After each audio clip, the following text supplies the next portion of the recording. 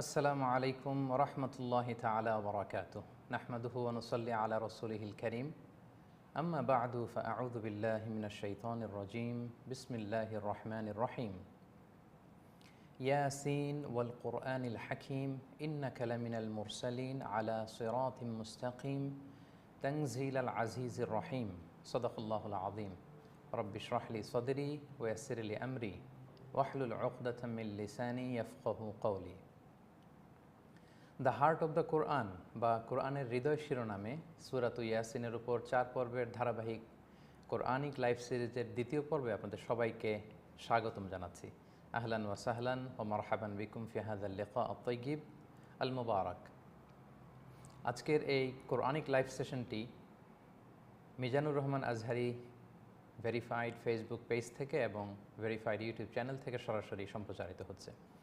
সম্মানিত সুধী, প্রতি রমাদানেই আমরা গত কয়েক বছর ধরে 4 পর্বের ধারাবাহিক কোরআনিক লাইভ সিরিজটি করে আসছি। তারই ধারাবাহিকতা এবছর আমরা সূরাতু ইয়াসিনের উপর, যেটাকে দ্য হার্ট অব দ্য কোরআন, কোরআনের হৃদয় বলে আখ্যা দেওয়া হয়েছে, এই সূরাটির উপর ধারাবাহিক কোরআনিক লাইভ করছি। এবং গত পর্বে আমরা সূরা ইয়াসিনের কিছু ইন্ট্রোডাক্টরি ডিসকাশন নিয়ে আলোচনা করেছিলাম, সূরা ইয়াসিনের কিছু ভার্চিউ বা ফাজিলত নিয়ে কথা বলেছিলাম এবং সূরা ইয়াসিন এর 5টি সেকশন রয়েছে। প্রথম 2টি সেকশন আমরা কভার করেছিলাম, নিঃসন্দেহে আপনাদের মনে আছে। আজকে আমরা তৃতীয় এবং চতুর্থ দুটি যে সেকশন আছে, পর্ব আছে, সেগুলো আমরা কভার করবো ইনশাআল্লাহ বিইذনিল্লাহ। ইতিমধ্যে আমরা দেখতে পাচ্ছি অনেক ভাই বোনেরা আমাদের লাইভটিতে যুক্ত হয়েছেন। আমি একটু দেখতে চাইবো যে আপনারা কে কোত্থেকে যুক্ত হয়েছেন, এবং যারাই যুক্ত হয়েছেন তাদের সবাইকে আন্তরিক শুভেচ্ছা এবং অভিনন্দন জানাচ্ছি। বাংলাদেশ থেকে যারা যুক্ত হয়েছেন, আমি বলবো যে আপনারা কে কোন জেলা থেকে যুক্ত হয়েছেন আমাদেরকে কমেন্ট করে জানান, এবং বাংলাদেশের বাইরে থেকে, প্রবাস থেকে যারা যুক্ত হয়েছেন, কে কোন দেশ থেকে যুক্ত হয়েছেন, আপনারা মেহেরবানি করে কমেন্টে লিখুন। আমি একটু দেখতে চাচ্ছি যে বাংলাদেশের কোন জেলা থেকে এবং বাংলাদেশের বাইরে কোন দেশ থেকে আপনারা যুক্ত হয়েছেন। আমরা শুরুতে একটু দেখে নিব যে কারা কোত্থেকে যুক্ত হলেন, এবং তারপর পরে আমরা আমাদের দ্য হার্ট অব দ্য কোরআন, কোরআনের হৃদয় শিরোনামে 4 পর্বের ধারাবাহিক কোরআনিক লাইভ সিরিজের দ্বিতীয় পর্ব অচিরেই শুরু করছি ইনশাআল্লাহ বিইذনিল্লাহ।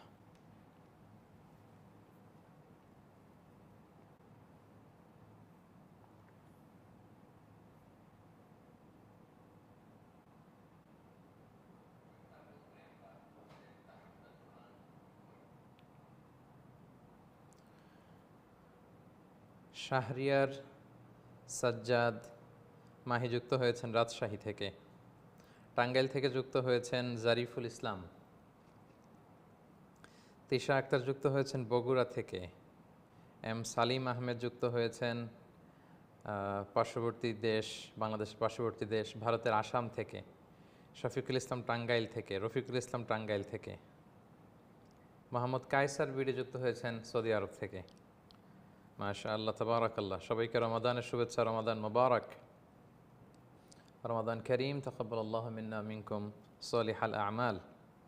বিএম কাউসার হোসেন যুক্ত হয়েছেন সৌদি আরব থেকে। এমডি নাজমুল হাসান সৌদি আরবের দাম্মাম থেকে যুক্ত হয়েছেন। আরিফ মাহমুদ সৌদি আরব থেকে যুক্ত হয়েছেন। মাহাবুর রহমান যুক্ত হয়েছেন ওমান থেকে। দিনাজপুর থেকে জিহাদ ইসলাম। কুমিল্লা থেকে যুক্ত হয়েছেন জে এম জয়। মোহাম্মদ আশিক যুক্ত হয়েছেন পাবনা জেলার ঈশ্বরদী থেকে। মাশাআল্লাহ, ডাইভার্সিটি।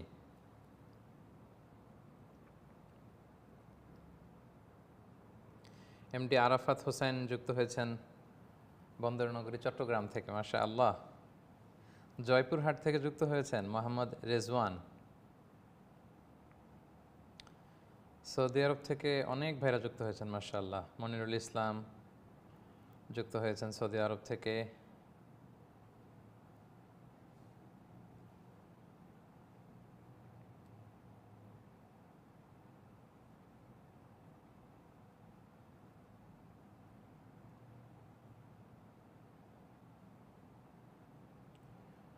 সোহাগ গাজী যশোর থেকে যুক্ত হয়েছেন।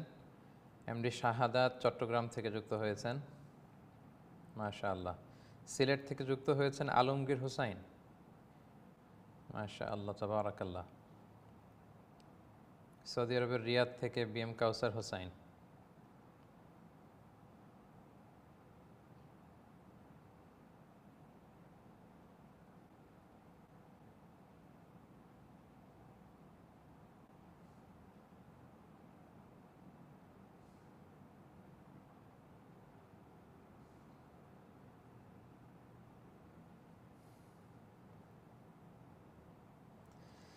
সিলেট থেকে যুক্ত হয়েছেন তানজিলা বিনতে সাইদ।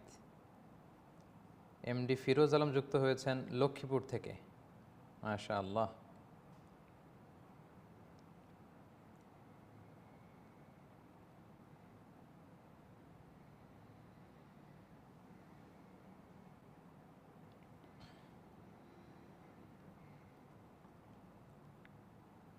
ঢাকা থেকে রেজাউর রহমান রিজভী যুক্ত হয়েছেন। ঢাকা থেকে মোহাম্মদ হাফিজ যুক্ত হয়েছেন। কুমিল্লা থেকে এমডি আজম খান যুক্ত হয়েছেন। ইন্ডিয়া থেকে এসকে সুরুজ আলী যুক্ত হয়েছেন। মাশাআল্লাহ। বাংলাদেশের বিভিন্ন জেলা থেকে এবং বাংলাদেশের বাইরে সৌদি আরব থেকে এবং অন্যান্য দেশ থেকে প্রায় 12,500 দর্শক এবং শ্রোতাবৃন্দ আমাদের আজকের দ্য হার্ট অব দ্য কোরআন, কোরআনের হৃদয় শিরোনামে 4 পর্বের ধারাবাহিক কোরআনিক লাইভ সিরিজের দ্বিতীয় পর্বটিতে যুক্ত হয়েছেন।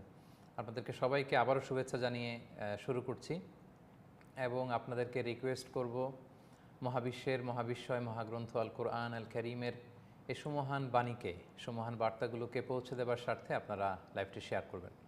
সম্মানিত সুধী, শুরু করছি দ্য হার্ট অব দ্য কোরআন বা কোরআনের হৃদয় শিরোনামে 4 পর্বের ধারাবাহিক কোরআনিক লাইভ সিরিজের দ্বিতীয় পর্ব। আপনাদের নিশ্চয়ই মনে থাকবার কথা, প্রথম পর্বে অর্থাৎ গত বৃহস্পতিবার, আমরা যেহেতু লাইভটি বাংলাদেশ সময় প্রতি বৃহস্পতিবার রাত 10টায় করে থাকি, গত বৃহস্পতিবার লাইভ সেশনটির প্রথম পর্বে আমরা সূরাতুল ইয়াসিনের ফজিলত নিয়ে কথা বলেছিলাম, ভূমিকা নিয়ে কথা বলেছিলাম এবং আমরা বলেছিলাম যে সূরা ইয়াসিনে মোট 5টি সেকশন আছে। প্রথম 2টি সেকশন আমরা কভার করেছিলাম। আমরা বলেছিলাম যে সূরা ইয়াসিনে একটি ভূমিকা আছে, ইন্ট্রোডাকশন, তারপর 3টা পর্ব আছে। যে 3টা পর্বের প্রথমে আল্লাহ অতীত নিয়ে কথা বলেছেন, এরপর আল্লাহ ভবিষ্যৎ নিয়ে কথা বলেছেন, বর্তমান নিয়ে কথা বলেছেন এবং চতুর্থ সেকশনে ভবিষ্যৎ নিয়ে কথা বলেছেন এবং পঞ্চম সেকশনে, দ্য লাস্ট সেকশন, এটা হচ্ছে কনক্লুডিং রিমার্কস অফ দিস সূরা। তো যারা আপনারা প্রথম লাইভ সেশনটিতে ছিলেন, আপনাদের মনে থাকবার কথা যে সূরা ইয়াসিনের যে 5টি সেকশন আছে তার প্রথম 2টি সেকশন আমরা কভার করেছিলাম, অর্থাৎ ইন্ট্রোডাক্টরি ডিসকাশন কভার করেছিলাম এবং অতীত নিয়ে যে আল্লাহ তাআলা আলোচনা করেছেন। আন্তাকিয়া জনপদে আল্লাহ তাআলা 2 জন রাসূল পাঠিয়েছিলেন। রাসূলের দাওয়াতকে তারা যখন প্রত্যাখ্যান করলো, তাদেরকে রিইনফোর্সমেন্ট হিসেবে 3 জন রাসূল আল্লাহ পাঠালেন। 3 জন রাসূল এসেও তাওহীদ, রিসালাত, আখিরাতের দাওয়াত দেওয়ার পরও তারা সে দাওয়াতকে মেনে নেয়নি, বরং প্রত্যাখ্যান করেছে।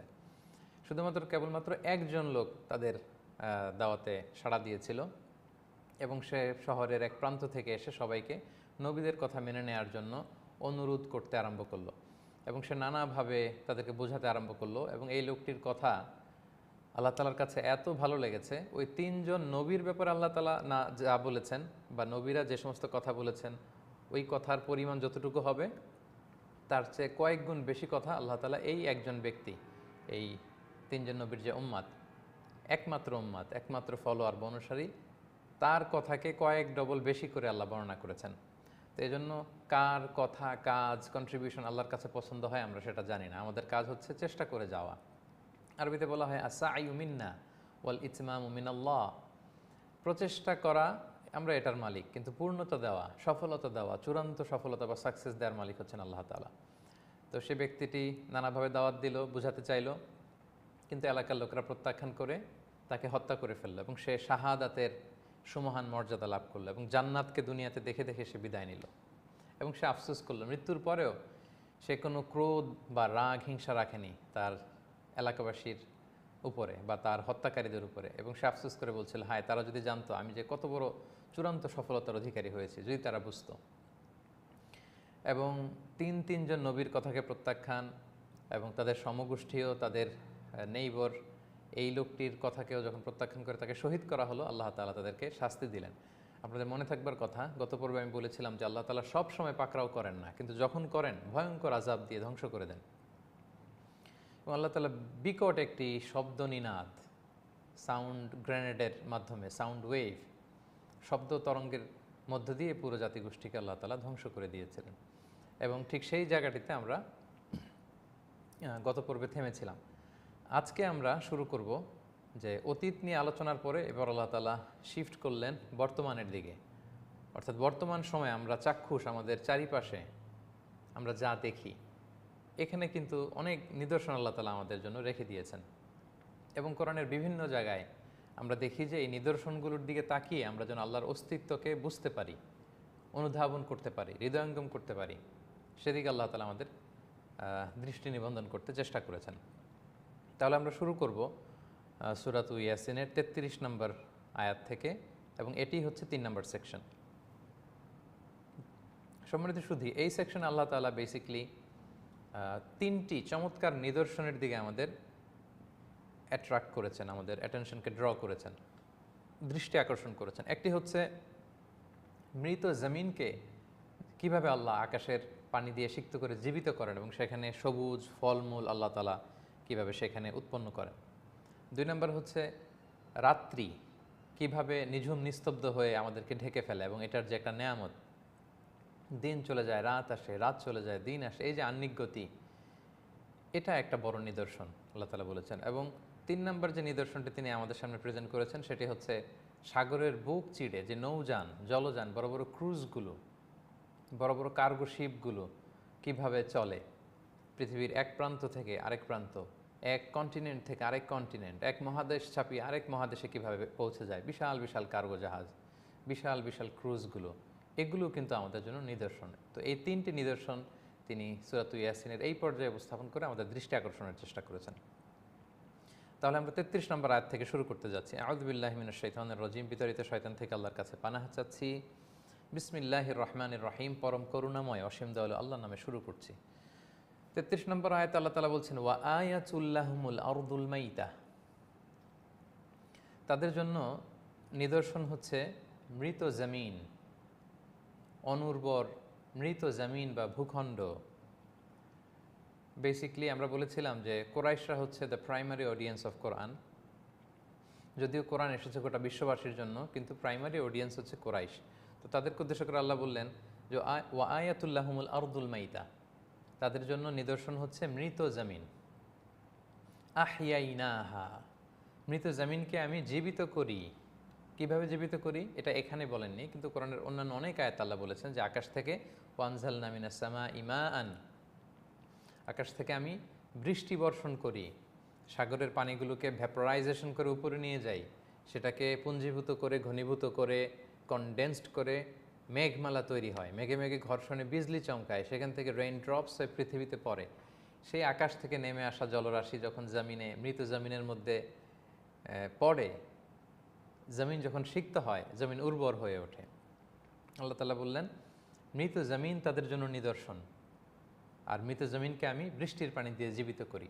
এখানে আসলে আল্লাহ তাআলা এই আয়াতের পেছনে নেপথ্যে একটা বিষয়কে রেখে দিয়েছেন। কারণ মক্কার লোকেরা তারা পুনরুত্থানকে বিশ্বাস করতো না, এবং গত পর্বে আমরা বলেছিলাম যে তাওহীদ, রিসালাত এবং আখিরাত এই সূরাটির মূল প্রতিপাদ্য বা সেন্ট্রাল থিম হলেও পুনরুত্থান বা পুনর্জীবন দান করা, এটাকে আল্লাহ তাআলা এই সূরাতে স্পেশালি হাইলাইট করেছেন। বিশেষ করে সর্বশেষ যে সেকশনটি আছে ৫ নম্বর সেকশন, সেখানে আল্লাহ তাআলা চমৎকারভাবে কিভাবে আল্লাহ উঠাবেন, পুনরুজ্জীবন দান করবেন, বাস, নুশুর, এই বিষয়টাকে আল্লাহ তাআলা এস্টাবলিশ করার চেষ্টা করেছেন।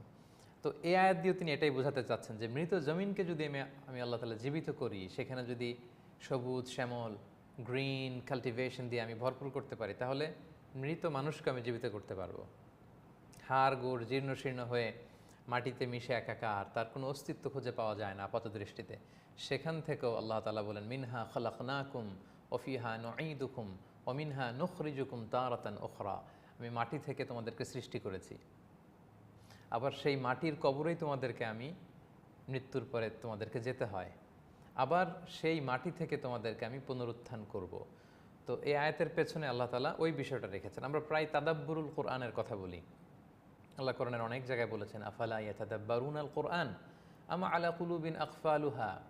তারা কি কোরআন নিয়ে তাদাব্বুর করে না? তারা কি রিফ্লেক্ট করে না? পন্ডারিং করে না? থিঙ্কিং করে না? তারা কি তাদের রিজনিংকে কাজে লাগায় না? কোরআন নিয়ে কি গবেষণা করে না? নাকি তাদের অন্তরে জং ধরা তালা বসে গিয়েছে? এরকম বিভিন্ন আয়াত আল্লাহ বলেছেন, তারা কি কোরআন নিয়ে গবেষণা করবে না? তো এই তাদাব্বুর শব্দের অর্থ হচ্ছে পেছনের গল্পটাকে খুঁজে বের করা। তাদাব্বুর শব্দের রুট ওয়ার্ড হচ্ছে দুবুর। যারা আপনারা আরবি জানেন তারা বুঝবেন যে দুবুর শব্দের অর্থ বেসিকলি বিহাইন্ড, ব্যাক, পেছন। তো তাদাব্বুর মানে হচ্ছে আয়াতের পেছনে যাওয়া, আয়াতের পেছনের গল্পটাকে ফিগার আউট করা। তো এখানে আল্লাহ তাআলা যদি বলেছেন মৃত জমিন তোমাদের জন্য নিদর্শন, এবং সেই মৃত জমিনকে আমি আকাশের জলরাশি দিয়ে, বৃষ্টি দিয়ে আবার জীবিত করি, এ আয়াতের নেপথ্যের গল্পটা হচ্ছে যে মৃত জমিনকে যেমনি আমি আল্লাহ তাআলা জীবন দেই, পুনর্জীবন দান করি, তেমনি মৃত্যুর পরেও আমি আল্লাহ তাআলা তোমাদেরকে পুনরায় উত্থিত করতে, পুনর্জীবন দান করতে সক্ষম। আল্লাহু আকবার। কত চমৎকারভাবে প্রতিটি আয়াত আমরা যদি এরকম দীর্ঘ সময় নিয়ে গবেষণা করে সেটার পেছনের গল্প বের করার চেষ্টা করি, অনেক কিছু আমরা খুঁজে পাবো। তো আমাদের এই শর্ট সেশনগুলোতে আসলে এত ইন ডেপথ ডিসকাশনের সুযোগ নেই, আমরা কন্টিনিউ করছি। আল্লাহ প্রথম নিদর্শনের কথা বললেন, মৃত জমিন তোমাদের জন্য নিদর্শন, এটাকে আমি জীবিত করি। আর কি করি? ওয়া আখরাজনা মিনহা, আর মৃত জমিন থেকে আমি বের করি হাব্বান, বীজ, সিডস, ফামিনহু ইয়াকুলুন, আর এখান থেকেই তো তোমরা খাও। নানা ধরনের শস্য, ডাল, চাল, গম, নানা ধরনের বিনস আল্লাহ তাআলা এই জমিনকে পানি দিয়ে সিক্ত করার মধ্য দিয়ে উর্বর করেন এবং সেখান থেকে তোমরা খাও। আল্লাহ বলেন, এটা কি তোমরা দেখো না? ধুধু মরু প্রান্তর, এক ফোঁটা পানি নাই, তারপর এক পশলা বৃষ্টি এসে এটাকে সিক্ত করলো। সেখানে সবুজ তৃণলতা জন্মায়, উদ্ভিদ জন্মায়, ঘাস জন্মায়, ক্যাকটাস জন্মায়, হ্যাঁ, গুল্মলতা জন্মায়, নানা ধরনের শাকসবজি জন্মায়, এবং সেটা খেয়ে তোমরা তোমাদের রিজিকের বন্দোবস্ত হয়। এটা কি তোমরা দেখো না? হ্যাঁ, don't you ponder on the sign of this? এই সাইনের দিকে কি তোমরা তাকাও না? তোমরা বুঝতে পারো না? আর কি করি? ওয়াজআলনা ফিহা জান্নাতিম মিন নাখিলিন ওয়া আ'নাব, এরপরে এই উর্বর ভূমিতে আমি, নাখিল মানে হচ্ছে ডেট প্লান্টস, খেজুর গাছ, আ'নাব মানে হচ্ছে গ্রেপ, অর্থাৎ খেজুরের বাগান আমি করি, আঙ্গুরের বাগান আমি করি। ওয়া ফাজ্জারনা ফিহা মিনাল উয়ুন, এবং ঝর্ণাধারা সেখানে আমি প্রবাহিত করি। সুবহানাল্লাহ। আরব দেশেও যখন অনেক বৃষ্টি হয়, সাগরের ঢল যখন নেমে আসে, সেখানে একটা কৃত্রিম লেক হয়ে যায় এবং তার চারিপাশে সবুজ ঘাস লতাপাতা হয়। সেখান থেকে পানিকে সরবরাহ করে মরুভূমির লোকেরা সেখানে খেজুর বাগান করে, সেখানে আঙ্গুরের বাগান করে, সেখানে অনেক কিছুর বাগান তারা করে। আল্লাহ সেই দিকে ইঙ্গিত করে বোঝাতে চাইলেন, তোমরা কি দেখো না? এই তো কিছুদিন আগে ছিল এটা ধুধুমরু প্রান্তর, a very Baron land, unfertile land, সেটার মধ্যে পানির ছোঁয়া পেয়ে কীভাবে আবার জীবিত হলো? তো তোমরা মরে যাওয়ার পরে, জীর্ণশীর্ণ হওয়ার পরে আমি কি তোমাদের জীবিত করতে পারবো না? এরপর আল্লাহ তাআলা কন্টিনিউ করছেন, আল্লাহ বলছেন লিয়াকুলু মিন সামারি, যেন এই পানির স্পর্শে যেই ফলগুলো হয় এগুলো যেন তারা খেতে পারে, আমি বন্দোবস্ত করি। ওয়ামা আমিলাথু আইদিহিম, তাদের হাত এটা করেনি। অর্থাৎ পানির স্পর্শ পেয়ে যে শাকসবজি হয়, এটা আসলে আমরা করিনি। আমরা কতটুকু করেছি? আমরা শুধু বীজ রোপণ করে দিয়ে, একটু নিড়ানি দিয়ে, একটু সার দিয়ে আমাদের দায়িত্ব শেষ। রাত্রিবেলা আমরা যে এসে ঘুমিয়ে যাই, বৃষ্টির পানি দিয়ে এটাকে সিক্ত করে কে? মহান আল্লাহ তাআলা। আমরা গরু ছাগলগুলোকে তাড়াই, ফেন্স দিয়ে রাখি যাতে গরু না আসে। আল্লাহ বলে, তুমি গরু তাড়াও, আমি আকাশের মেঘগুলোকে তাড়াই। এভাবে আমি তোমার ক্ষেত খামার ফসলগুলোকে যত্ন নেই। এবং পানি তো মানুষ তৈরি করতে পারে না। আল্লাহ বললেন, এই পানি দিয়ে যে ফলগুলো হয়, ওয়ামা আমিলাথু আইদিহিম, এটা তারা নিজ হাতে বানায় নেয়, আমি আল্লাহ তাআলা দয়া করে তাদের রিজিকের ব্যবস্থা করেছি। আফালা ইয়াশকুরুন, এরপরেও কি তারা গ্রেটফুল হবে না? তারপরেও তারা কৃতজ্ঞ হবে না? তারপরেও কি তাদের অন্তরের জং ধরে যাওয়া তালা এটা খুলবে না? এটা কি আনলক হবে না? এভাবে আল্লাহ তাআলা উপস্থাপন করলেন প্রথম নিদর্শনটা, মৃত জমিনকে কীভাবে জীবিত করেন। আল্লাহ তাআলা কন্টিনিউ করছেন, তিনি বলছেন সুবহানাল্লাযী খলাকাল আজওয়াজা কুল্লাহা, প্রশংসা সেই সত্তার যিনি সব কিছুর মধ্যে জোড়া জোড়া সৃষ্টি করেছেন। জোড়া, মিম্মা তুমবিতুল আরদ, জমিন থেকে যেটা উদ্গত হয় এখানেও জোড়া আছে, নারী পুরুষ দুইটা আছে, মেল অ্যান্ড ফিমেল। সুবহানাল্লাহ। কোরআনের অনেক জায়গায় আল্লাহ তাআলা বলেছেন মিন যাকারিন ওয়া উনসা, পুরুষ এবং নারী থেকে আমি করেছি। পশুর মধ্যেও পুরুষ আছে, নারী আছে, মেল অ্যান্ড ফিমেল। বৃক্ষলতার মধ্যেও, উদ্ভিদ জগতের মধ্যেও মেল আছে, ফিমেল আছে। জোড়ায় জোড়ায় তিনি সৃষ্টি করেছেন সবকিছু। সুবহান, সবকিছুর মধ্যে তিনি জোড়া রেখেছেন, মেল অ্যান্ড ফিমেল। আমরা জানি যে গাছের যে পরাগায়ন হয় সেক্ষেত্রে পাখি খুব চমৎকার ভূমিকা পালন করে, প্রজাপতি ভূমিকা পালন করে। সেখানে তারা পুরুষ ফুলের সেখান থেকে একটা অংশ নিয়ে নারী ফুলের মধ্যে যখন বসে, প্রজাপতির পায়ে যখন পুরুষ ফুলের রেণু লাগে, এটা ওই প্রজাপতি আবার নারী ফুলের উপর যেয়ে যখন বসে, তখন সেখানে আল্লাহ তাআলা এই পুরুষ নারীর এই ব্লেন্ডিংয়ের মাধ্যমে, এই ক্রসিংয়ের মাধ্যমে সেখানে আল্লাহ তাআলা ফল ফসল উৎপন্ন করার ব্যবস্থা করে দেন। ঠিক তেমনিভাবে আল্লাহ তাআলা বলছেন ওয়ামিন আনফুসিহিম, এবং তোমাদের মধ্যে আমি জোড়া রেখেছি, মেল অ্যান্ড ফিমেল। আমরা এখন প্রায় সময় পুরুষ নারী হয়ে যাওয়ার যে ব্যাপারটা আমরা শুনতে পাচ্ছি, নারী পুরুষ হয়ে যাওয়ার ব্যাপার শুনতে পাচ্ছি, একই মানুষ দুই ধরনের ডুয়াল জেন্ডারের কথা আমরা শুনতে পাচ্ছি। এটা কিন্তু কোরআন শক্তভাবে এই আয়াত সহ এবং বিভিন্ন আয়াতের মধ্য দিয়ে এই চিন্তাধারার উপর কুঠারাঘাত করেছে। কোরআন কমপ্লিটলি বলে যে even you are a male, either you are a male or female. কারণ আল্লাহ তাআলা সব কিছু প্রাণীর মধ্যে, উদ্ভিদ জগতের ভেতর এবং তোমাদের মাঝে, ও দ্য হিউম্যান বিং, তোমাদের মাঝে আমি pairs, I have created you in pairs, জোড়ায় জোড়ায় সৃষ্টি করেছি নারী এবং পুরুষের মধ্যে। তাহলে এই যে ট্রান্সজেন্ডারিজমের যে মতবাদের কথা আমরা প্রায় শুনি, এই ভ্রান্ত মতবাদকে কোরআনের এই আয়াতগুলো কিন্তু সুস্পষ্টভাবে খণ্ডন করছে।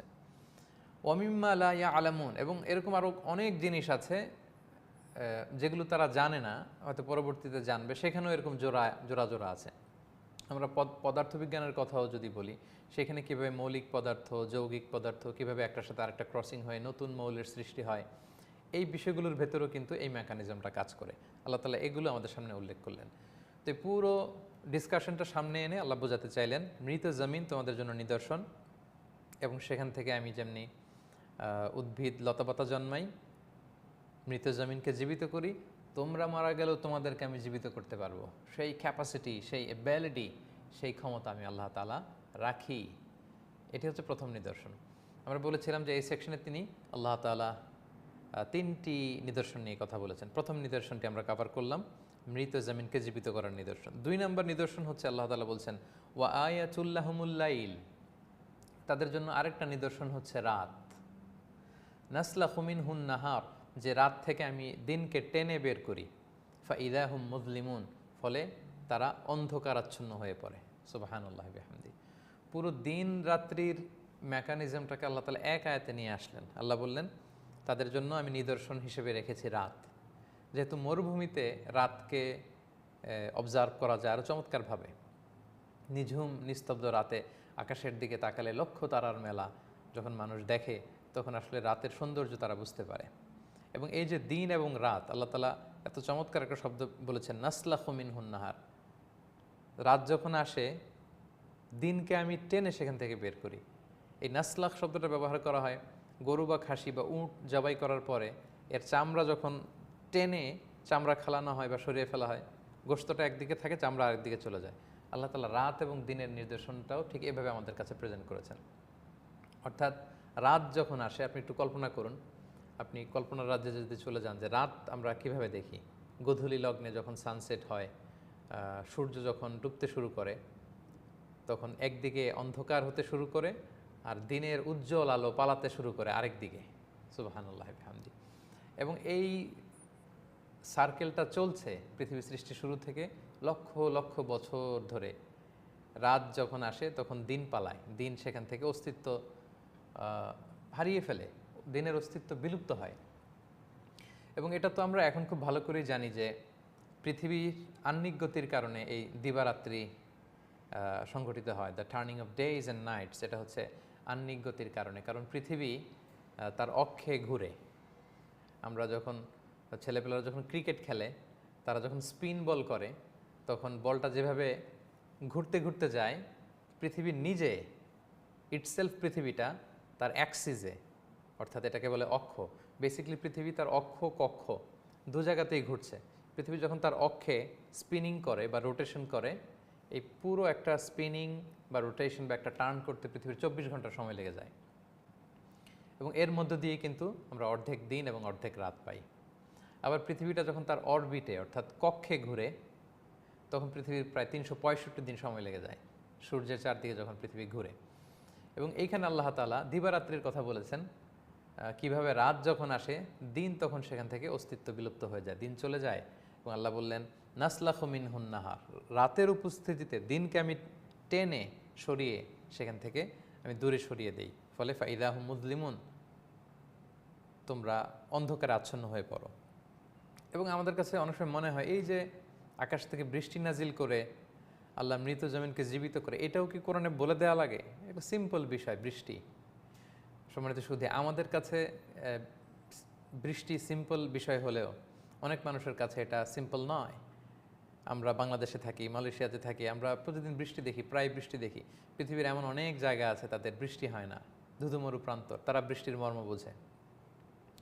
এবং আপনারা সম্প্রতি কয়েক বছর আগে মার্সে অর্থাৎ মঙ্গলে নাসার বিজ্ঞানীরা তারা পার্সিভারেন্স রোভার নামে একটা শাটল পাঠিয়েছিল। ওই শাটল থেকে পরে পার্সিভারেন্স যখন ল্যান্ড করে মঙ্গলে, সেখান থেকে কিছু স্থির চিত্র যখন তারা পৃথিবীতে পাঠায় নাসার সেন্টারে, তখন আমরা দেখেছি, এবং ছোট ভিডিও ক্লিপ যখন পাঠায় তখন আমরা দেখেছি যে মঙ্গলের ভেতরে আল্লাহ আকবার চারদিকে ধুধুমরু প্রান্তর, এবং এটাকে লাল দুনিয়া বলে, লাল গ্রহ, চারদিকে ধুধুমরু প্রান্তর, ধুলা, পুরোটাই মরুভূমি, এক ফোঁটা বৃষ্টি নাই সেখানে। সো ওই গ্রহগুলোর দিকে যদি আমরা তাকাই তখন বুঝবো যে আসলে বৃষ্টির কত দরকার। এবং আমরা তো বললাম যে বৃষ্টি না হলে গাছ বেঁচে থাকতে পারতো না, মানুষ বেঁচে থাকতে পারতো না, পৃথিবীটা এরকম সবুজ শ্যামল, আমাদের এই সুজলা সুফলা বসুন্ধরা এরকম থাকতো না। তো এই জন্য আল্লাহ তাআলা বারবার রিমাইন্ডার দিয়ে আমাদেরকে বোঝাতে চান যে এটা অনেক বড় নেয়ামত, অনেক বড় নেয়ামত। এবং আমাদের অনেক সময় মনে হয় যে রাত আসে দিন চলে যায়, এটাও কোরআনে এক্সপ্লেন করা লাগে। ইটস ভেরি সিম্পল ফেনোমেনা, খুব কমন, প্রতিদিনই তো দেখি। তো প্রতিদিন এই পরিবর্তনটা দেখার কারণে আমাদের কাছে মনে হয় যে এটা খুব সিম্পল। আসলে সিম্পল না। এই রাত দিন যদি না হতো, অর্থাৎ পৃথিবী যে স্পিনিং করে, পৃথিবী যে তার অ্যাক্সিসে ঘুরে, অক্ষে যে ঘুরে, এটা যদি না হতো, পৃথিবী যদি স্থির থাকতো অর্থাৎ স্থির থেকে তার অরবিটে ঘুরতো, তাহলে আজীবন পৃথিবীর একদিকে থাকতো অন্ধকার, ফলে ওই জায়গাটাতে আপনার শীতল ঠান্ডা বাতাসে হিমবায়ু এসে বরফ জমে ওইটা বরফ প্রধান অঞ্চল হয়ে যেত। আবার আরেক দিকটা সূর্যের প্রচণ্ড রুক্ষ তাপে খড়খড়া হতে হতে জ্বলে পুড়ে সেটা মানে আগুন দিয়ে কোনো জায়গায় অনেক বেশি ফোকাস করলে, লাইট দিলে, হিট দিলে যেরকম হতো, জ্বলে পুড়ে ছারখার হয়ে যেত। তো তখন আমাদের পৃথিবীর একেবারে যেখানে দিনও না রাতও না, ওই মাঝখানে, এটা সম্ভবত 60 কিলোমিটার অর সামথিং এরকম একটা জায়গা পৃথিবীর সব মানুষের যে বসবাস করা লাগতো, আল্লাহু আকবার। কিন্তু এটা কিন্তু করা লাগছে না। সেই সৃষ্টি শুরু থেকে পৃথিবী তার অক্ষের উপর ঘোরার কারণে আমরা দিবারাত্রি সংঘটিত হতে দেখছি আহ্নিক গতির কারণে, স্পিনিংয়ের কারণে। ফলে প্রতিনিয়ত পৃথিবীর কিছু অংশ অন্ধকার নিঝুম নিস্তব্ধ থাকার সুযোগ পায়, একটা কোমল পরিবেশ পায়। আবার দিনের বেলায় সূর্যের তাপে পৃথিবীর এই অংশটাই আবার ওয়ার্ম হওয়ার সুযোগ পায়। ফলে পৃথিবীতে ঋতুর পরিবর্তন ঘটে, পৃথিবীতে মানুষের থাকার জন্য, বসবাসের জন্য একটা চমৎকার পরিবেশ পৃথিবীর বুকে বজায় থাকে। এবং সেই দিকেই আমাদের দৃষ্টিকে নিবন্ধন করে আল্লাহ তাআলা বললেন, তোমাদের জন্য বড় নিদর্শন হচ্ছে রাত। কারণ রাত না থাকলে আমরা ঘুমাতে পারতাম না, দিনের আলোতে আমরা ঘুমাতে পারি না। দিনের আলো হচ্ছে আমাদেরকে প্রাণচঞ্চল করে তোলে, কর্মচঞ্চল করে তোলে। আর রাতের নিঝুম নিস্তব্ধ পরিবেশে আমাদের দেহ থেকে মেলাটোনিন নামে এক ধরনের হরমোন নিঃসরিত হয়, ফলে আমরা ঘুমাতে পারি। এই যে ব্যালেন্স, 24 ঘন্টার মধ্যে 12 ঘন্টা দিন, 12 ঘন্টা রাত, এটা আল্লাহ তাআলার পক্ষ থেকে একটা বড় নেয়ামত। আল্লাহ বলেন এদিকেও যদি তুমি তাকাও তাহলে তুমি বুঝতে পারবে যে কত বড় নেয়ামতের মধ্যে তোমরা আছো। এবং আমরা এটা বুঝতে পারি না যে পৃথিবীর এক অংশে যখন রাত থাকে আরেক অংশে দিন। এটা যখন মহাকাশ স্টেশন থেকে, স্পেস স্টেশন থেকে যারা চারদিকে, পৃথিবীর চারদিকে আবার এরকম অরবিট করতে থাকে, তারা খুব চমৎকারভাবে দেখে যে পৃথিবীর এক অংশ অন্ধকার হয়ে আছে, আরেক অংশ আলোকোজ্জ্বল, এবং কিছুক্ষণ পরে ওই জায়গাটা আবার আলো হচ্ছে। এবং মোস্ট ইন্টারেস্টিংলি প্রতি মুহূর্তে পৃথিবীর কোথাও না কোথাও সানরাইজ হচ্ছে এবং কোথাও না কোথাও সানসেট হচ্ছে। ফলে এই রোটেশনে পৃথিবীর সব জায়গাতেই দিবারাত্রির এই যে পরিবর্তন, এই বিষয়টা কিন্তু আমরা দেখতে পাচ্ছি। আল্লাহ তাআলা সেটি আমাদেরকে বললেন যে রাত তোমাদের জন্য নিদর্শন, এবং দিনকে আমি রাত থেকে যখন সরিয়ে ফেলি, ফাইদা হুম মুজলিমুন, অন্ধকারাচ্ছন্ন হয়ে পড়ে পৃথিবী। তাহলে দুইটা নিদর্শন আমরা অলরেডি জেনে ফেললাম। এরপরে আল্লাহ তাআলা বলছেন ওয়াশ-শামসু তাজরি লিমুস্তাকাররিল লাহা, আর সূর্য এটা ঘুরছে লিমুস্তাকাররিল লাহা, এটা যেখানে যে স্থিত হওয়ার কথা সেই স্থিত হওয়ার আগ পর্যন্ত সূর্য ঘুরছে। সূর্য ঘুরছে লিমুস্তাকাররিল লাহা।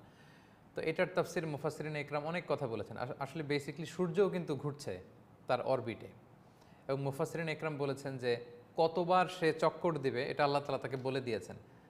ফাইনাল চক্করটা কততম চক্করে যে সে থামবে এটা সূর্য ভালো করেই জানে, এবং আল্লাহ তাআলা সুস্পষ্ট তাকে বলে দিয়েছে। আল্লাহ বলেন যালিকা তাকদীরুল আজিজিল আলিম, এটা পরাক্রমশালী মহাজ্ঞানী আল্লাহ তাআলার পক্ষ থেকে সুনির্ধারিত যে সূর্য ঘুরতে ঘুরতে কখন যেয়ে থামবে, কোন জায়গাটাতে থামবে, তার ঘূর্ণয়ন প্রক্রিয়ার কখন এসে সে একেবারে স্তব্ধ হয়ে যাবে, থেমে যাবে, এটা আল্লাহর পক্ষ থেকে নির্ধারিত। এবং সেদিন কিয়ামত হয়ে যাবে, সূর্য সেদিন আলো হারাবে, চন্দ্র সেদিন আলো হারাবে, মানুষ তখন ছানা বড়া হবে। আল্লাহ তাআলা সেদিকে ইঙ্গিত করে বললেন ওয়াশ-শামসু তাজরি লিমুস্তাকাররিল লাহা, সূর্য তার স্থিত হওয়ার জায়গায় যাওয়া পর্যন্ত যতদিন ঘুরবার কথা ঘুরতে থাকবে। যালিকা তাকদীরুল আজিজিল আলিম, মহাজ্ঞানী পরাক্রমশালী আল্লাহ তাআলার পক্ষ থেকে এটা সুনির্ধারিত। এরপর আল্লাহ তাআলা বললেন ওয়াল কামারা কদ্দারনাহু মানাজিলা হাত্তা আদা কাল উরজুনিল কদিম, আর চাঁদের জন্য আমি অনেকগুলো মানজিল তৈরি করে রেখেছি, এবং প্রতিটা মানজিলে যেতে যেতে এক পর্যায়ে চাঁদটা হয়ে যায় কাল উরজুনিল কদিম, পুরাতন বাঁকা খেজুরের ডাল, খরজুর বৃক্ষের যে ডাল, খেজুরের ডাল শুকিয়ে গেলে যেরকম বাঁকা হয়ে একটা শেপ ধারণ করে, আল্লাহ বলে শেষ মানজিলে পৌঁছলে সেটা ওইরকম হয়ে যায়। সুবহানাল্লাহি ওয়া বিহামদিহি। এবং আমরা জানি যে চাঁদের প্রায় ২৮টা মঞ্জিল রয়েছে। প্রথম যখন চাঁদ ভিজিবল হয় কোনো মাসের, তখন এটা খুব চিকন থাকে, সেদিকে আল্লাহ তাআলা বললেন প্রতিদিন এটা মঞ্জিল চেঞ্জ করে, করতে করতে ১৪তম দিনে, চান্দ্র মাসের ১৪তম দিনে এটা ফুল মুন, পূর্ণ চাঁদে রূপ লাভ করে। আবার ১৫তম রাতে সেটা আরেকটু ক্ষয় হতে থাকে, ১৬, ১৭ ক্ষয় হতে থাকে, হতে হতে হতে হতে ২৮ তারিখের দিকে এটা প্রায় ডিসঅ্যাপিয়ার হয়ে যায়, এটাকে আর দেখা যায় না। তার মানে প্রতি রাতের চাঁদের দৃশ্য ভিন্ন ভিন্ন, একদিনের মঞ্জিলের সাথে, একদিনের চাঁদের শেপের সাথে আরেক দিনের বা আরেক রাতের চাঁদের শেপের কোনো মিল নাই। সেদিকে ইঙ্গিত করে আল্লাহ বললেন ওয়াল কামারা কদ্দারনাহু মানাজিলা, চাঁদের অনেকগুলো মঞ্জিল আমি দিয়েছি। কখনো চাঁদ থাকবে মাসে এই দিকে, কখনো এই দিকে, কখনো এই দিকে, কখনো এই শেপে ফুলমুন, কখনো ক্রিসেন্ট অর্ধচন্দ্র, কখনো তার চেয়েও ছোট। এক পর্যায়ে সে ডিসঅ্যাপিয়ার হয়ে যায়, হতে হতে হাত্তা আদা কাল উরজুনিল কদিম, খেজুরের ডাল শুকিয়ে গেলে খেজুরের ডাল যেমনি বাঁকা হয়, এরকম বাঁকা চাঁদও ওঠে। আল্লাহু আকবার। এবং এই চাঁদ কিন্তু পৃথিবীকে কেন্দ্র করে ঘুরছে, পৃথিবীর প্রাকৃতিক উপগ্রহ বলা হয় চাঁদকে। এবং চাঁদের কারণেই কিন্তু আমাদের সাগরে, আমাদের নদীতে লো টাইড বা হাই টাইড হয়ে থাকে, জোয়ার ভাটা যে ব্যাপারটি, এই লো টাইড এবং হাই টাইড চাঁদের কারণে হয়। কারণ পৃথিবীকে কেন্দ্র করে চাঁদ যখন ঘুরে, চাঁদের এই রোটেশনের কারণে, এই আকর্ষণের কারণে পৃথিবীর সাগরের পানিগুলো উথাল পাতাল করে, কখনো এক পাশে উপচে পড়ে, কখনো আরেক পাশে টান খায়। এটা আমরা খুব সহজে বুঝবো। আমরা খুব দ্রুত বেগে চলে যাওয়া, খুব স্পিডে হাইওয়েতে যখন কোনো বড় ট্রাক চলে, লরি ট্রাক চলে, খুব স্পিডে একটা লরি ট্রাক যাচ্ছে, আপনি আপনার কার নিয়ে যখন ওই লরির পাশ দিয়ে ক্রস করবেন, তখন মনে হচ্ছে যেন গাড়িটা, ওই কারটা লরির দিকে লেগে যাচ্ছে, কেমন যেন একটা অ্যাট্রাকশন, এক ধরনের আকর্ষণ অনুভূত হয়, কারণ পাশ দিয়ে ক্রস করার কারণে। ঠিক তেমনিভাবে আল্লাহ তাআলা পৃথিবীর চারদিক দিয়ে চাঁদ যখন এরকম ক্রস করে, সেটার আকর্ষণে, সেটার টানে আমাদের লো টাইড এবং হাই টাইড হয়। তো সেই চাঁদের কথা আল্লাহ তাআলা উল্লেখ করতে ভুললেন না। তিনি বললেন যে চাঁদকে আমি অনেকগুলো মানজিল দিয়েছি। এবং আরেকটি আয়াতে সূরা নূহ আল্লাহ তাআলা বলেছেন ওয়াজআলাল কামারা ফীহিন্না নূরা ওয়াজআলাশ শামসা সিরাজা, আমি সূর্যকে করেছি জ্যোতিস্বরূপ, চাঁদকে করেছি দ্যুতিস্বরূপ। সূর্য হচ্ছে জ্যোতির্ময়, প্রচণ্ড আলো দিয়ে, আলোর বিচ্ছুরণে পৃথিবীকে উত্তপ্ত করে রাখে, জ্যোতির্ময়। সূর্য হচ্ছে জ্যোতিস্বরূপ। আর চাঁদ হচ্ছে দ্যুতিস্বরূপ, যেখানে সূর্যের মতো প্রচণ্ড তাপ নেই, বরং চাঁদের স্নিগ্ধ আলো আমাদেরকে প্রশান্তি দেয়। আল্লাহ বললেন সে চাঁদের 28টি মঞ্জিল আমি করেছি, এক এক রাতের চাঁদ এক এক রকম। আল্লাহ আকবার।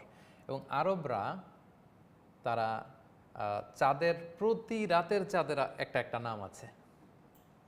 কখনো এটা কামার, কখনো এটা আল বাদার। রাসূল সাল্লাল্লাহু আলাইহি ওয়াসাল্লাম যখন তাবুক যুদ্ধ থেকে ফিরে এসেছিল, মদিনার ছেলেরা গিয়েছিল, তলা আল বদরু আলাইনা মিন সানিয়াতিল ওয়াদা। রাসূল সাল্লাল্লাহু আলাইহি ওয়াসাল্লামকে বদরের সাথে তুলনা করেছেন। আরেকটা আছে হিলাল, হ্যাঁ, আরেকটাকে বলা হয় কামার। এবং মাঝখানের যে উজ্জ্বল 3 রাত, এটাকে বলা হয় বীজ, আরবিতে বলে বিদ, আইয়ামুল বিদ। আমরা 13-14 যে রোজা রাখি, এরকম অনেকগুলো চাঁদের নাম আছে। চাঁদের এবং উটের অনেক আরবি নাম পাওয়া যায়।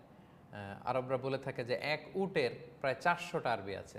সুবহানাল্লাহ। এরকম চাঁদেরও প্রথম রাতের চাঁদের এক নাম, দ্বিতীয় রাতের আরেক নাম। আল্লাহ বলেন এভাবে 28টি মঞ্জিল দিয়েছি, সবশেষে চাঁদ চিকন হয়ে তোমাদের কাছে স্পষ্ট হয়ে ওঠে।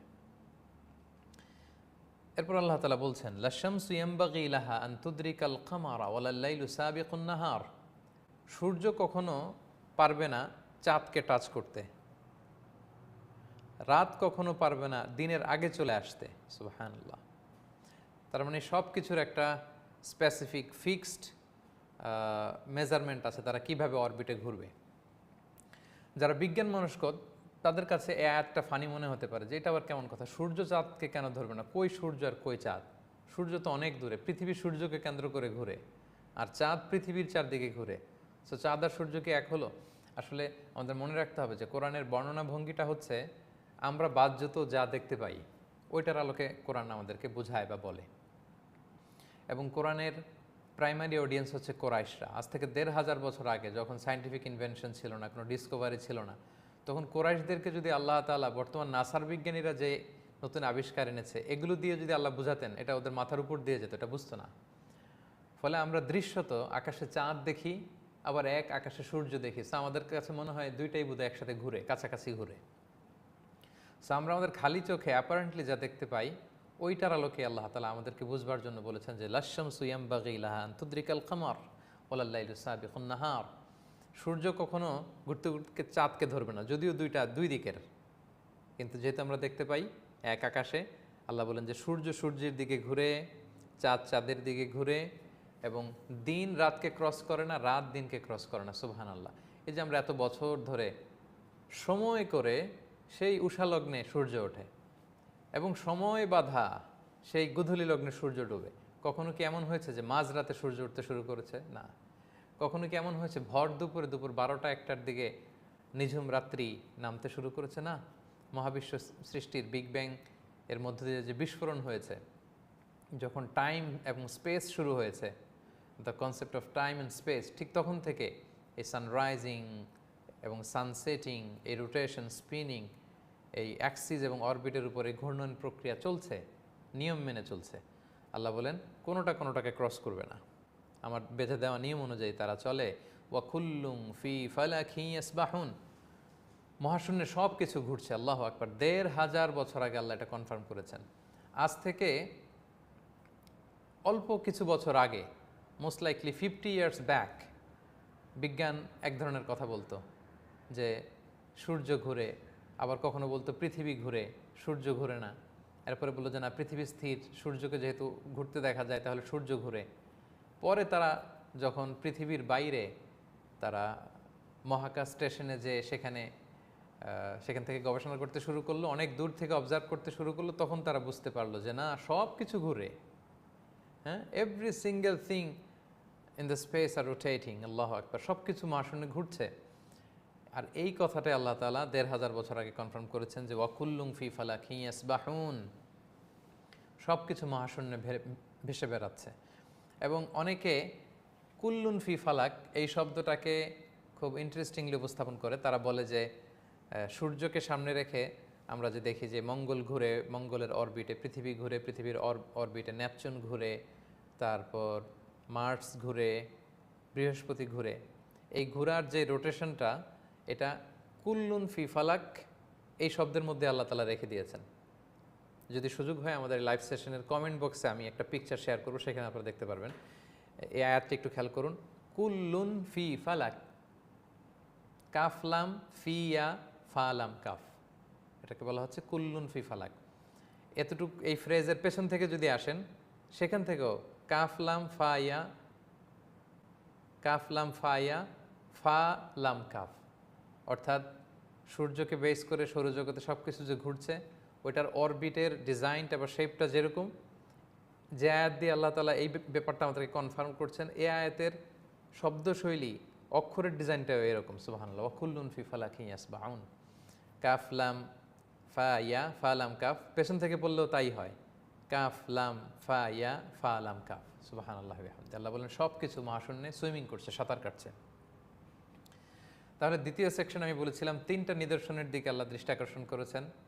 আপনাদের নিশ্চয়ই মনে আছে, বলুন তো প্রথমটি কী ছিল? আল্লাহ তাআলা প্রথমে মৃত জমিন কীভাবে জীবিত করেন এই নিদর্শনের কথা বলেছেন। এরপর আল্লাহ তাআলা রাত যে আমাদের জন্য নিদর্শন সেটার কথা বলেছেন। এবং 3 নম্বর নিদর্শনে আল্লাহ তাআলা বলছেন ওয়া আয়াতুল লাহুম আন্না হামালনা যুররিয়াতাহুম ফিল ফুলকিল মাশহুন। 3 নম্বর নিদর্শন হচ্ছে জলযান বা নৌযান। আল্লাহ বলেন তাদের পূর্বপুরুষকে আমি বোঝাই করা জাহাজে আরোহণ করিয়েছি। এই পূর্বপুরুষদের উদ্দেশ্য হচ্ছে নূহ আলাইহিস সালামের কওম, কারণ আমরা সবাই বেসিকলি ডিসেন্ডেন্ট অফ নূহ আলাইহিস সালাম, নূহ আলাইহিস সালামের ডিসেন্ডেন্ট, এবং তারা হচ্ছে আওয়ার অ্যানসেস্টার। নূহ আলাইহিস সালাম যে জোড়ায় জোড়ায় ওই নৌকাতে উঠিয়েছিলেন যাদেরকে, তারাই আমাদের পূর্বপুরুষ, কারণ বাকিরা তো সবাই সাগরে বন্যার পানিতে ডুবে মারা গিয়েছিল। তো আল্লাহ বলেন তারা কি দেখে না তাদের পূর্বপুরুষদেরকে কীভাবে আমি বোঝাই করা জাহাজে উঠিয়েছি। ওয়া খালাকনা লাহুম মিন মিসলিহি মা ইয়ারকাবুন, এবং এরকম আরও অনেক কিছু আমি তৈরি করেছি যেটার উপর তারা আরোহণ করে। অনেকে বলে যে জাহাজ আল্লাহ বানিয়েছেন, এটাও বলা লাগে কোরআনে। সুবহানাল্লাহ। কোরআনের অনেক আয়াতে আল্লাহ বলেছেন আল ফুলকিল্লাতি তাজরি ফিল বাহরি বিমা ইয়ানফাউন নাস, এবং তারা কি সেই নৌযান বা জলযানগুলো নিয়ে গবেষণা করে না, যেগুলো মানুষ নিয়ে সাগরে চলে। এই দৃশ্য যদি কাছ থেকে কেউ না দেখে, কার্গোর শিপগুলো যে কত বড়, আমি পশ্চিমা দেশগুলোতে দেখার সুযোগ হয়েছে।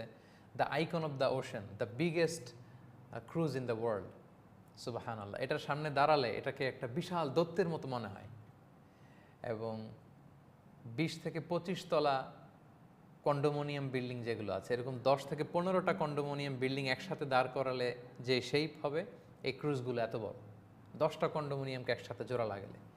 এবং এই এক একটা শিপে, the Royal Caribbean ship, the Icon of the Ocean, এই টাইপের বড় বড় ক্রুজগুলোর ভেতরে প্রায় 3000 হোটেল রুম আছে, 8-10টা রেস্টুরেন্ট আছে, ওখানে ফুটবল খেলার মতো স্টেডিয়াম আছে, সুইমিং পুল আছে, ওখানে কনভেনশন সেন্টার আছে, ওখানে ওদের সিনেপ্লেক্স আছে, ওদের থিম পার্ক আছে। It's like a entire city. এটা কাছে গেলে মনে হবে যে বিশাল একটা শহর। তো এটা যখন হাজার হাজার মানুষকে নিয়ে, এত অ্যাক্টিভিটিস নিয়ে সাগরের মাঝখান দিয়ে ভেসে বেড়ায়, এই দৃশ্য আপনি না দেখলে বুঝতে পারবেন না যে কেন আল্লাহ তাআলা বলেছেন আল ফুলকিল্লাতি তাজরি ফিল বাহরি বিমা ইয়ানফাউন নাস। এবং বড় বড় কার্গো শিপগুলো আমার দেখার সুযোগ হয়েছে, লক্ষ লক্ষ টন ওজন নিয়ে, হাজার হাজার কন্টেইনার, এক এক কন্টেইনারে শত শত মন গুডস মানে প্রোডাক্ট সেখানে রাখা যায়। এবং বিশাল দৈত্যের আকারে যখন সাগর পাড়ি দেয় এই ক্রুজগুলো, এই কার্গো শিপগুলো, তখন কোরআনের এই আয়াতের বাস্তবতা এবং কেন আল্লাহ তাআলা এভাবে আমাদের কাছে তুলে ধরেছেন সেটা খুব স্পষ্ট হয়। এবং এগুলো যদি ওখানে ডুবে যেত, আমাদের বাঁচার সুযোগ ছিল না, কিন্তু এই শিপগুলো ডুবে না। এরকম হাজার হাজার মানুষ নিয়ে, এত বোঝাই করা মালামাল নিয়ে ঠিকই এক মহাদেশ থেকে আরেক মহাদেশে চলে যায় সেফলি। আল্লাহু আকবার। আল্লাহ সেদিকে আমাদের দৃষ্টি আকর্ষণ করে বলেছেন তোমাদের পূর্বপুরুষদেরকে যে আমি বোঝাই করা জাহাজে চড়িয়েছি সেদিকে তোমরা দেখো না, এটা একটা আয়া, সাইন। মৃত জমিনকে জীবিত করি, এটা যেমনি সাইন, নিঝুম নিস্তব্ধ রাত যেমনি তোমাদের জন্য সাইন, তেমনি সাগরে যেমনি নৌযান জলযানগুলো ভেসে বেড়ায় সেগুলোও সাইন। এবং এটা ছাড়াও আরও অনেক কিছু সৃষ্টি করেছি যেগুলো দিয়ে তোমরা রাইডিং করো। যেমন আরবরা উটের উপর রাইডিং করতো, এবং উটকে বলা হয় কি বলে, অর্থাৎ মরুভূমির জাহাজ বলা হয়, the ship of the desert বলা হয়। এবং দুইটার চলার প্রক্রিয়ায় অনেক মিল আছে। সাগরের মধ্যে যখন ঢেউ খেলে, যখন দুলে দুলে জাহাজ চলে, তেমনি কাফেলাগুলো যখন মরুভূমির উপর দিয়ে চলে, আপনি যদি কখনো উটে বসে থাকবেন যে আপনাকে এরকম দুলে দুলে উটের কুচ ধরে হাওদাস থাকে এরকম দুলে দুলে আপনাকে চড়তে হবে। তা আল্লাহ বলেন এগুলো আমি সৃষ্টি করেছি। এবং সাগরে যখন তোমরা যাও নিরাপদ সফর করে ফিরে আসো, আল্লাহ বলেন ওয়া ইন্নাশা নুকরিকুহুম, আমি চাইলে তো তাদেরকে ডুবিয়ে দিতে পারতাম। এই বিশাল জলযান্ত ডুবে যাওয়ারই কথা ছিল। কে ধরে রাখে সাগরের উপর এগুলোকে? কে তোমাদেরকে শেখালো? আল্লাহ বলেন আমি পার্সোনালি শিখিয়েছি। কারণ সর্বপ্রথম আমি নূহকে বলেছিলাম ওয়াসনা আইল ফুল খাবি আয়ুনিনা, create the boat under my instruction, আমার ইনস্ট্রাকশনে বানাও। আল্লাহ সুবহানাহু ওয়া তাআলা সাইয়েদনা জিবরাইল আলাইহিস সালামের মাধ্যমে সরাসরি ইনস্ট্রাকশন দিয়ে এই গাছ কাটো, এই গাছের তক্তা বানাও, কাঠের ফলকগুলোকে জোড়া লাগাও, এইভাবে পাল তোলা একটা জাহাজের মতো করো, এইভাবে করো। আল্লাহ তাআলা বলেন আমি শিখিয়েছি কিভাবে এটা ভেসে থাকতে হবে, আমি তোমাদের জানিয়েছি। ওয়া ইন্নাশা নুগরিকুহুম, যদি আমি ডুবিয়ে দিতাম ফালা সারিখা লাহুম ইয়ানি ফালা মুগীসা লাহুম, তোমাদেরকে বাঁচানোর কেউ ছিল না।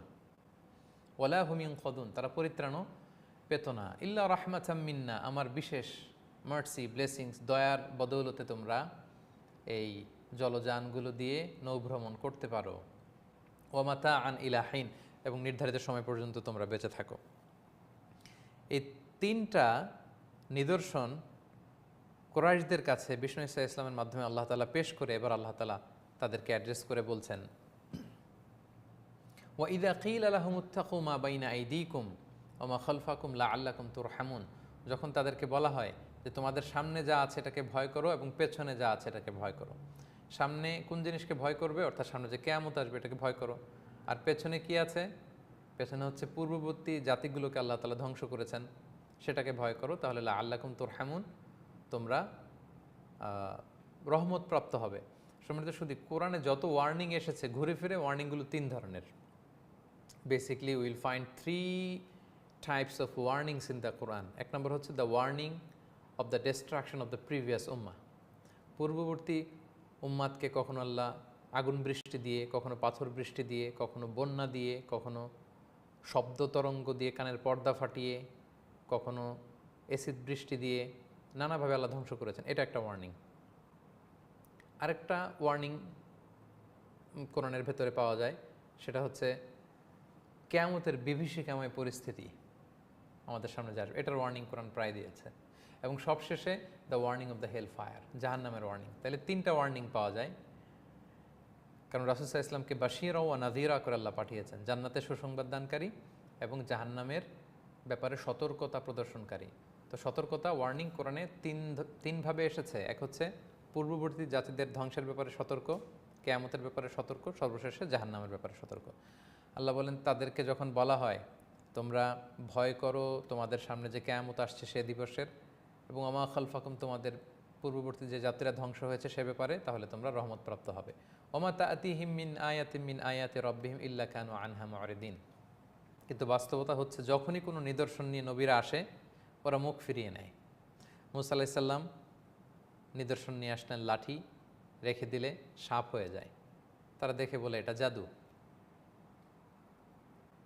সালেহ আলাইহিস সালাম রুক্ষ পাথর ফাটিয়ে ভেতর থেকে জলজন্ত উট বের করে নিয়ে আসলেন, দুধ দিতে লাগলো, বাচ্চা দিল, বাচ্চা প্রসব করলো। এটা দেখে প্রথমে বলেছিল মেনে নিব, পরে বলে আনতা সাহির, ইউ আর ম্যাজিশিয়ান, তুমি জাদুকর। রাসূল সাল্লাল্লাহু আলাইহি ওয়াসাল্লামকে বলা হলো তুমি আকাশের চাঁদ যদি দুই ভাগ করে দেখাও বুঝবো তুমি সত্য নবী। ইকতারাবাতিস সাআতু ওয়ানশাক্কাল কামার ওয়া ইন ইয়ারাউ আয়াতান ইউরিদু ওয়া ইয়াকুলু সিহরুম মুস্তামির। রাসূল সাল্লাল্লাহু আলাইহি ওয়াসাল্লাম শাহাদাত আঙ্গুলি এভাবে ইঙ্গিত করলেন, আকাশের চাঁদ দুই ভাগ হয়ে গেল। এটা দেখার পরে বলে সিহরুন মুস্তামির, এটা তো জাদু, ইউ আর এ ম্যাজিশিয়ান। আল্লাহু আকবার। আল্লাহ বলেন এভাবে যত নিদর্শন দিয়ে আমি তাদের কাছে নবী পাঠিয়েছি মুখ ফিরিয়ে নিয়েছে। শুধু তাই না, মাঝে মাঝে তুচ্ছ তাচ্ছিল্য করতেও তারা থামেনি। ওয়া ইযা কিলা লাহুম আনফিকু মিম্মা রাযাকাকুমুল্লাহ, যখন তাদেরকে বলা হতো আল্লাহ যে রিজিক তোমাদের দিয়েছে সেখান থেকে দান করো।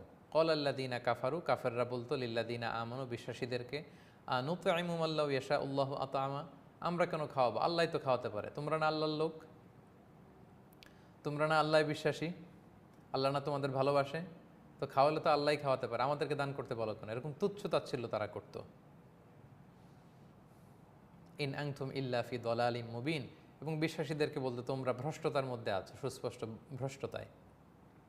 এবং রাসূল সাল্লাল্লাহু আলাইহি ওয়াসাল্লামকে সবসময় তারা জ্বালাতন করতো যে মুহাম্মদ এত ভয়টয় দেখায় না তো আমাদেরকে, বলো কবে তোমার এই আযাব আসবে, ডেট দাও তুমি, স্পেসিফিক ডেট বলো তো, কবে আগুন নেমে আসবে আকাশ থেকে।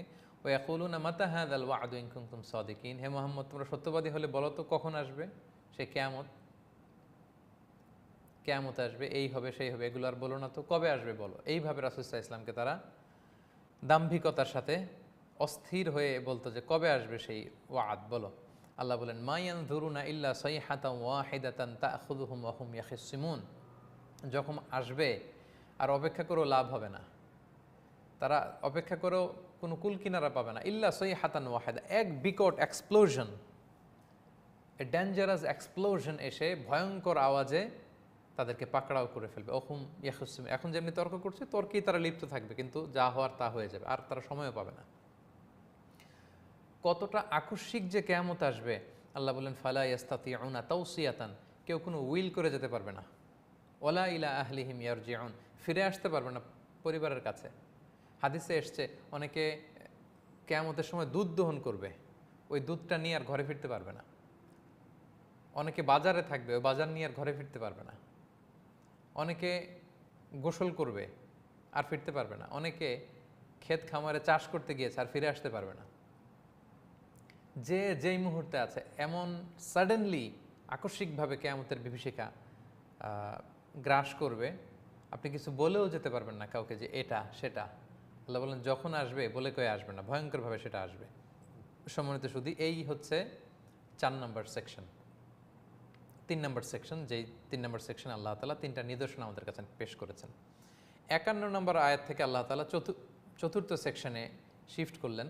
সেটা কি ছিল আমরা আগেই বলেছি যে মাঝখানের 3টা সেকশনে প্রথমে আল্লাহ অতীতের ঘটনা এনেছেন, তারপরের সেকশনে বর্তমানে, যে আজকে যেটা এখন পর্যন্ত আলোচনা করলাম, বর্তমানে আমরা চারিপাশে যা দেখি আল্লাহর ক্রিয়েশন। এখন আল্লাহ ভবিষ্যতের ব্যাপারে আমাদেরকে জানাবেন। ভবিষ্যৎ কি, অর্থাৎ ভবিষ্যতে যে কিয়ামতের মুখোমুখি আমরা হব সেটা কেমন। আল্লাহ বলেন ওয়ানুফিখা ফিস-সূর ফাইযা হুম মিনাল আজদাসি ইলা রাব্বিহিম ইয়ানসিলুন, কিয়ামতটা কেমন হবে, কিয়ামতের বিভীষিকাময় পরিস্থিতি আল্লাহ পিকচারাইজ করছেন। দেখুন আল্লাহ বলেন ওয়ানুফিখা ফিস-সূর, সিংগায় ফুৎকার দেয়া হবে।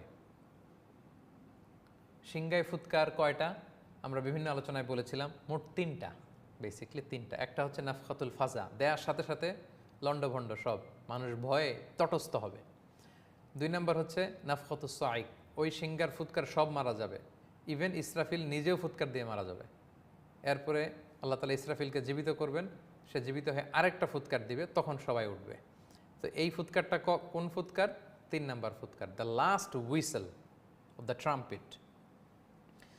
যখন সিংহে ফুৎকার দেওয়া হবে ফাইদা হুম মিনাল আজদাসি ইলা রাব্বিহিম ইয়ানসিলুন। ফুৎকারটা কিভাবে দিবে? হাদিসে এসছে আল্লাহ তাআলা এই ইসরাফিল ফেরেশতাকে শুধু তৈরি করেছেন একটা বাঁশিতে ফু দেওয়ার জন্য, আর কোনো কাজ নেই। This is the only job specification of Angel Israfil আলাইহিস সালাম। ওনার কাজ এই একটাই। বিশাল আকৃতির এই ফেরেশতা, তাকে সৃষ্টি করার পর থেকে তার 2 ঠোঁটের মাঝখানে এই বিউগল বা ট্রাম্পিটটাকে, হুইসেলের বাঁশিটাকে রেখে তিনি আরশের দিকে তাকিয়ে আছে, যাতে আল্লাহ তাআলার আদেশ আসার পরে এক মুহূর্ত চোখের পলকও যাতে দেরি না হয়। কখন আল্লাহ বলবেন সাথে সাথে হুইসেল দেবেন। আল্লাহু আকবার। হুইসেল দেওয়ার পরে 3 নম্বর হুইসেলের কথা এখানে উদ্দেশ্য। দেওয়ার পরে কি হবে? মিনাল আজদাসি ইলা রাব্বিহিম ইয়ানসিলুন। অনেক মুফাসসির বলেছেন মিনাল আজদাস মানে মিনাল কুবুর, কবর থেকে লাশগুলো উঠতে আরম্ভ করবে, এবং ইলা রাব্বিহিম ইয়ানসিলুন, আল্লাহর দিকে দৌড়াতে শুরু করবে। ইয়ানসিলুনের অর্থ অনেকে বলেছে ইয়ান্তাশিরুন, ছুটবে। আবার ইয়ানসিলুন শব্দের রুট ওয়ার্ড হচ্ছে নাসাল। নাসাল মানে জেনারেশন, মানে জেনারেশন টু জেনারেশন উঠবে, জেনারেশন টু জেনারেশন উঠবে, লক্ষ লক্ষ বছর আগের মানুষ উঠবে। কিয়ামতের আগে সপ্তাহখানিক আগে যে মারা গেছে, যার বডিটা হয়তো এখনো পচে নাই, সেও উঠবে। আবার লক্ষ লক্ষ বছর আগে সেই যে আদম আলাইহিস সালামের ছেলে হাবিলকে হত্যা করেছিল কাবিল, হাবিল হচ্ছে পৃথিবীর প্রথম নিহত মানব, তার কবরের জিন্দেগিটা বড্ড লম্বা, তিনিও উঠবেন। জেনারেশন টু জেনারেশন সব উঠতে আরম্ভ করবে। আজদাস অনেকে বলেছেন কবুর, আসলে আজদাস আরও ব্যাপক, কবর ছাড়া অন্যান্য জায়গা থেকে উঠবে। কারণ পৃথিবীর অনেক জায়গায় বন্যা হয়েছে, অনেক জায়গায় সভ্যতা চেঞ্জ হয়েছে, একসময় এখানে কবর ছিল, লাশ ছিল, এখন এখানে শহর হয়ে গেছে, ডাউন টাউন। তো এর ভিতরে তো মানুষের লাশ পড়ে আছে মাটির নিচে, বা তার কোনো না কোনো অস্তিত্ব আছে। আল্লাহ বলেন ওইখান থেকে আমি উঠাবো, দলে দলে, জেনারেশন টু জেনারেশন সব উঠবে। এরপরের আয়াতটা খুব ইন্টারেস্টিং, আমার খুব পছন্দের আয়াত। উঠে কি বলবে? ক্বালু ইয়া ওয়াইলানা মান বা'আসানা মিন মারকাদিনা, ইয়া ওয়াইলানা, আফসোস, মান বা'আসানা মিন মারকাদিনা, কে আমাদের ঘুম ভাঙালো রে, কে আমাদেরকে উঠালো? সবাই অদ্ভুত, মানে কি যে হয়েছে টেরই করতে পারবে না। মাঝখানে আমরা যখন গভীর ঘুমে আচ্ছন্ন থাকি, কেউ হুট করে আমাদেরকে বড় আওয়াজে ডাক দিলে আমরা উঠে এখনো সম্বিত ফিরে পাইনি, কেমন যেন আমরা কি কি বলতে থাকি, তাদের অবস্থা এরকম হবে। কে আমাদেরকে উঠালো? হাজার হাজার মানুষ এটা বলতে আরম্ভ করবে, হাযা মা ওয়া'দার রহমান, এটাই সেদিন যার প্রতিশ্রুতি রহমান দিয়েছিলেন, আল্লাহ দিয়েছিলেন, ওয়া সাদাকাল মুরসালুন, রাসূলরা ঠিকই বলেছিলেন। এই কথাটা আসলে কে বলবে? তাফসীরে তিনটা কথা এসেছে। এক, হাজার হাজার মানুষ উঠার পরে প্রশ্ন করে তারা নিজেরাই বলবে, যখন হুঁশ ফিরে আসবে, আরে তাই তো, ওই যে নবীরানা বলতো যে একদিন নাকি বিশাল সাউন্ড এসে সিঙ্গার ফুৎকারে সবাইকে উঠানো হবে, বিচার করা হবে, আজকে তো বোধহয় ওই দিন। তাহলে কোরআনে যা এসেছিল তা তো ঠিকই, আল্লাহ যা বলেছিলেন তা তো ঠিকই বলেছিল, রাসূলরা যা বলেছিল ঠিকই। এই যে নাস্তিকরা যারা আল্লাহ বিশ্বাস করেন, আখিরাতে বিশ্বাস করেন, ওই দিন হুঁশ ফিরে পাবে। হায় রে, কত আমরা ফেসবুক লাইভ করতাম, কত পডকাস্ট করতাম, স্রষ্টা নাই, আখিরাত বলতে কিছু নাই, there is no life after death, এগুলো বলতাম। ওই দিন ঘুম থেকে ওঠার পরে নাস্তিকগুলো বলবে, ওহো, তাহলে তো ঠিকই যা যা শুনতাম কোরআনের আয়াতে তাই তো ঘটছে, রাসূলরা যা বলেছিল তাই তো হচ্ছে, আলেমরা স্কলাররা যা বলেছিল শেষমেশ এটাই সত্যি হয়ে গেল। হায় হায়, আমরা তো বিপদে পড়লাম। এই ঘটনাটাই ঘটবে, লক্ষ লক্ষ মানুষ উঠে বলবে, মান বা'আসানা মিন মারকাদিনা হাযা মা ওয়া'দার রহমান ওয়া সাদাকাল মুরসালুন। তাহলে এক তাফসির এসেছে নিজেরাই হুঁশ ফিরলে বলবে, আরেক তাফসির এসেছে একদল বুঝতে পারবে না কি, আরেক দল বলবে, আরে এটাই ওই যে কিয়ামত শুনতা, কিয়ামত। রাসূলরা যে বারবার বারবার বলতো, দাওয়াত দিত, আলেমরা বারবার বলতো, দাঈরা যে বলতো, স্কলাররা রিমাইন্ডার দিত, আজকে সেই রিমাইন্ডারের বাস্তবতা। আরেক তাফসিরে এসেছে না, ফেরেশতারা বলবে। সব মানুষ পাগলদের মতো হয়ে যখন বলবে, কিরে আজকে কে ভাঙালো আমাদের ঘুম, লক্ষ লক্ষ মানুষ হবে মাটি থেকে শুধু উঠছে আর উঠছে, এটা কি? তখন ফেরেশতার উপর থেকে বলবে, হাযা মা ওয়া'দার রহমান ওয়া সাদাকাল মুরসালুন, এটাই সেদিন যেদিনের প্রতিশ্রুতি দয়াময় মেহেরবান আল্লাহ তাআলা দিয়েছিলেন এবং নবীরা বলেছিল। ইন কানাত ইল্লা সাইহাতান ওয়াহিদা, এক বিকট চিৎকার, বিকট আওয়াজ সেদিন হবে, ফাইদা হুম জামিউল লাদাইনা মুহদারুন, আল্লাহ বলেন সব মানুষ সেদিন আমার সামনে দাঁড়াবা, আমার বিচার সেদিন শুরু হবে, আমার সুপ্রিম কোর্টের কাঠগড়ায় তোমরা দাঁড়াবা। ফালিয়াউমা লা তুযলামু নাফসুন শাইআ, সেদিন কাউকে কোনো জুলুম করা হবে না। সুবহানাল্লাহ, আল্লাহ তাআলা কারোর প্রতি জুলুম করবেন না। মানে হাউ লাকি উই আর, আমরা কত লাকি যে আমরা এমন স্রষ্টা পেয়েছি, আহকামুল হাকিমিন, আমি তাকে মানি, সেজদা করি, আমার উপরও যেমনি জুলুম করবেন না, আবার নাস্তিক, অবিশ্বাসী, কাফির, কুফফার, তাদের উপর আল্লাহ জুলুম করবে না। যতটুকু অন্যায় অতটুকু শাস্তি পাবে। আল্লাহ বলেন, ওয়ালা তুজজাউনা ইল্লা মা কুনতুম তা'মালুন, যতটুকু করেছিলে তারই প্রতিদান, রিওয়ার্ড তোমরা পাবে। তাহলে কিয়ামতের বিভীষিকাময় পরিস্থিতি চলে গেল। এবার খুব ছোট্ট করে জান্নাতীদের অবস্থা, ছোট্ট করে জাহান্নামীদের অবস্থা বলে আল্লাহ এই সেকশনটা শেষ করবেন, এবং আমরাও আজকের এই দ্বিতীয় পর্ব শেষ করতে যাচ্ছি। আল্লাহ সংক্ষেপে বললেন, এবার শোনো জান্নাতীরা কীরকম থাকবে জান্নাতে। ইন্না আসহাবাল জান্নাতিল ইয়াউমা ফি শুগুলিন ফাকিহুন, ইন্না আসহাবাল জান্নাতিল ইয়াউমা ফি শুগুলিন ফাকিহুন, জান্নাতীরা জান্নাতের ভেতরে উপভোগে ব্যস্ত থাকবে, এন্টারটেইনমেন্টে ব্যস্ত থাকবে, এনজয়মেন্টে ব্যস্ত থাকবে। সুবহানাল্লাহ বিহামদি। কারণ জান্নাত হচ্ছে এনজয় করার জায়গা, এবং এনজয় করার জন্য যত টুলস দরকার, যেরকম এনভায়রনমেন্ট দরকার, সব আল্লাহ রেখেছেন। কীরকম? এই দুনিয়াতে কোন জিনিসগুলো আমাদের এনজয়মেন্ট, এন্টারটেনমেন্টকে ইন্টারাপ্ট করে? ক্লান্তি। জান্নাতে ক্লান্তি থাকবে না। বার্ধক্য, আপনার বয়স যখন 95, আপনাকে 5-7 স্টার হোটেলে রাখলে, আপনাকে হেলিকপ্টার দিয়ে ঘোরাতে নিয়ে গেলে, আপনাকে দামি দামি নাজ নেওয়া দিলে কিছুই ভালো লাগবে না। 90-95 পরে বয়স মানুষ কিছুই উপভোগ করতে পারে না। জান্নাতের ভিতরে বার্ধক্য থাকবে না, কেউ বৃদ্ধই হবে না, সবাই হবে 33 বছরের তাগড়া যুবক।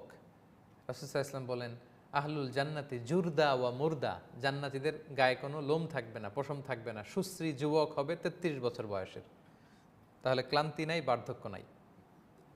আচ্ছা, এনজয়মেন্টকে ইন্টারাপ্ট করে আরেকটা ব্যাপার, সেটা হচ্ছে সিকনেস। আপনি ট্যুরে গেলেন, সেখানে আনন্দ, খাওয়া দাওয়া, হ্যাঁ, রিসেপশন, ওয়েল রিসেপশন, এন্টারটেনমেন্ট, কিন্তু আপনি অসুস্থ, আপনি কি উপভোগ করতে পারবেন না? আল্লাহ বলেন এই জন্য জান্নাত থেকে সিকনেসকে আমি সরিয়ে নিয়েছি, কেউ অসুস্থ হবে না। তাহলে কেউ বৃদ্ধ হবে না, যুবক থাকবে, অসুস্থ হবে না। 3 নম্বর হচ্ছে মৃত্যু। দুনিয়ার সব স্বাদ আহ্লাদ আনন্দকে থমকে দেয় মৃত্যু এসে। আল্লাহ বলে জান্নাতে মৃত্যু থাকবে না। ধবধবে সাদা এক ছাগলের আকৃতিতে মৃত্যুকে আনা হবে, তার গায়ে লেখা থাকবে মিম ওয়াওতা, মৃত্যু। ওই ছাগলকে জবাই করে দেয়া হবে, তার মানে মৃত্যুকে সেদিন মৃত্যু দেয়া হবে। ফেরেশতারা বলবে ইয়া হালাল জান্নাতি খুলুদুন ফালা মাউত, হে জান্নাতের অধিবাসী, আর মৃত্যু নেই, চিরকাল জান্নাতে থাকো, আনন্দ করো। এভাবে আল্লাহ তাআলা জান্নাতীদেরকে নাজ নেয়ামতের ব্যবস্থা করবেন। হুম ওয়া আজওয়াজুহুম ফি যিলালিন আলাল আরাইকি মুত্তাকিউন, জান্নাতীরা তাদের সঙ্গিনীদেরকে নিয়ে ছায়াপল্লবীর নিচে এরকম সুন্দর সিংহাসনে হেলান দিয়ে বসবে। জান্নাতীরা মুত্তাকিউন। আমরা যখন একটা 5 স্টার হোটেলের গ্রিন রুমে যেয়ে বসি বা কোনো চমৎকার লাউঞ্জে যেয়ে বসি, সুন্দর চমৎকার সিটিং অ্যারেঞ্জমেন্ট থাকে, চমৎকার সোফা সেট, কুশন থাকে, খাবার থাকে। তো আল্লাহ বলেন যে তারা ছায়াপল্লবের নিচে এরকম আরাম করে হেলান দিয়ে সঙ্গিনীদের নিয়ে বসবে। এবং লাহুম ফিহা ফাকিহা, অনেক ধরনের ফলমূলের আপ্যায়ন, এন্টারটেনমেন্ট তাদের থাকবে। ওয়ালা হুম মা ইয়াদদাউন, এক কথা আল্লাহ বললেন যা চাবে তাই থাকবে। ওয়ালাকুম মা তাশতাহি আনফুসুকুম ওয়ালাকুম মা তাদদাউন, যা চাবে তাই। সংক্ষেপ কথা। অনেকে বলে শায়েখ জান্নাতে কি এটা থাকবে? অনেক ছোট্ট বাচ্চারা তারা প্রশ্ন করে যে জান্নাতে কি এটা পাওয়া যাবে, গাড়ি পাওয়া যাবে, খেলনা পাওয়া যাবে, মজা পাওয়া যাবে, চকলেট পাওয়া যাবে, এটা পাওয়া যাবে? তো সবার প্রশ্নের উত্তর আল্লাহ তাআলা এক বাক্যে দিলেন যে ওয়ালাহুম মা ইয়াদদাউন, তারা যা চাবে, যেটা ডিমান্ড করবে, ডিজায়ার করবে, ওইটাই। মনে চাবে ইস যদি এই ফলটা খেতে পারতাম, ওই ফল গাছ সামনে চলে আসবে। পারতে মন চাচ্ছে না, কাছে চলে আসবে। খেতে মন চাচ্ছে না, মুখে ঢুকে যাবে। আল্লাহু আকবার। এবং দুনিয়ার ফলের মতো না, দুনিয়ার আঙ্গুরে শুধু এক স্বাদ, তরমুজে এক স্বাদ, কিন্তু জান্নাতের এক এক ফলে শত শত স্বাদ থাকবে। সুবহানাল্লাহি ওয়া বিহামদিহি। এবং সবাই সেলুট জানাবে, সালামুন কাওলাম মির রাব্বির রহিম, দয়াময় মেহেরবান রবের পক্ষ থেকে সালাম, শান্তি, শান্তির পয়গাম দেয়া হবে। তাহলে জান্নাতীদের কথা শেষ। এবার জাহান্নামীদের অবস্থা কি হবে? আল্লাহ বলেন ওয়ামতাজুল ইয়াউমা আইয়ুহাল মুজরিমুন, এ পাপাচারীরা আলাদা হয়ে যাও। তারা যখন তাদের আমল নামায় দেখবে যে ভয়ঙ্কর অবস্থা, তারা জান্নাতীদের সাথে মিশতে চাইবে। ফেরেশতারা তাদেরকে আলাদা করে দিবে। আল্লাহ বলবেন আলাদা হয়ে যাও পাপীরা। আলাম আহাদ ইলাইকুম ইয়া বানি আদম আল্লাহ তা'বুদুশ শাইতান, হে বনি আদম আমি কি বলিনি শয়তানের ইবাদত তোমরা করো না? ইন্নাহু লাকুম আদুউম মুবিন, শয়তান তোমাদের সুস্পষ্ট শত্রু।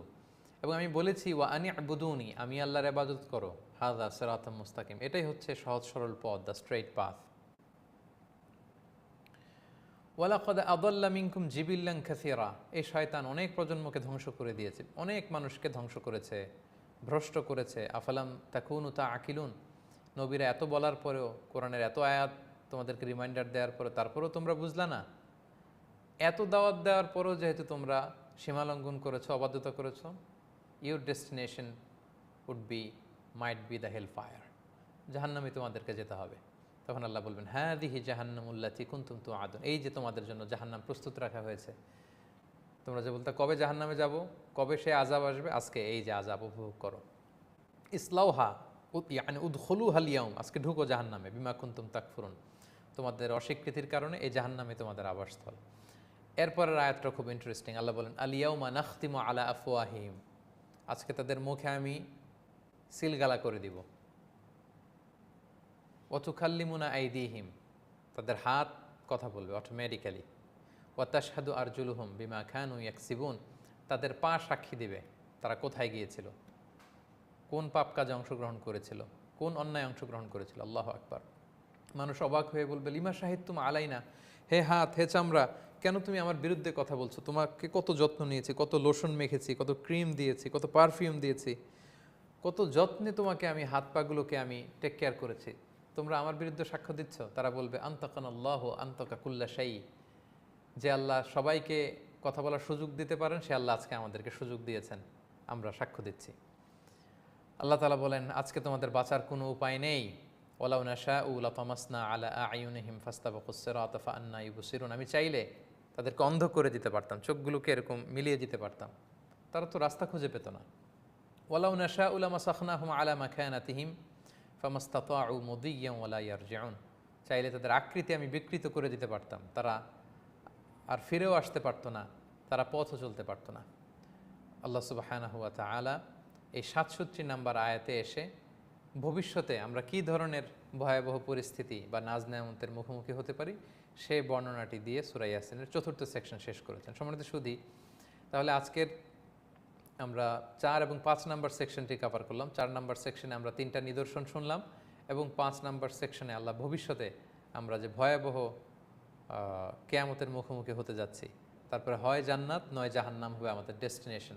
সো আমরা যেন নিজের সাথে নিজে বোঝাপড়া করে রিভাইজ করি, আমরা কি ডান দিকে হাঁটছি না বাম দিকে, আমরা কি সিরাতুল মুস্তাকিমের পথে হাঁটছি না শয়তানের হাতছানি দেওয়া সে জাহান্নামের পথে হাঁটছি। দ্য ডিসিশন ইজ ইয়োর, সিদ্ধান্ত আপনাকেই নিতে হবে। আপনি কি কোরআনের পক্ষে থাকবেন, আপনি কি ইসলামের পক্ষে থাকবেন, নাকি আপনি অন্যায়ের পক্ষে থাকবেন, আপনি ইসলাম বিরোধীদের পক্ষে থাকবেন, আপনি শয়তানের ফলোয়ার হবেন। এই সিদ্ধান্ত আপনাকেই নিতে হবে।